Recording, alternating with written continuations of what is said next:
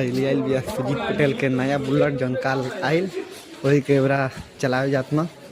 देख लो चलो दिखाओ बुलेट कवर हटाता है यहाँ फसल बा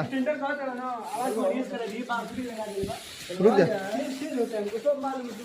रुक जा रुक जा रुक जा रुक जा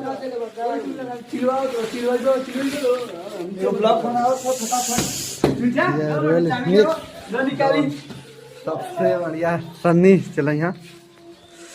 चलाओ सनी सनी चलाओ फटाक दे। अब सन्नी की तुम मत बताओ नेताजी तो आज खर्चा उर्चा हो कि नहीं हम नहीं खेले भाई देख लियो ना हम नहीं खेले ठीक बा हमके चाय में मिठाई है ना तो कुछ हमको मिठाई चाहिए ठीक बा। हाँ गाड़ी स्टार्ट हो गई भाई देखो रॉयल इनफिनिक्स के न्यू मॉडल है काफ़ी अच्छा बा और एकदम एक नंबर बढ़िया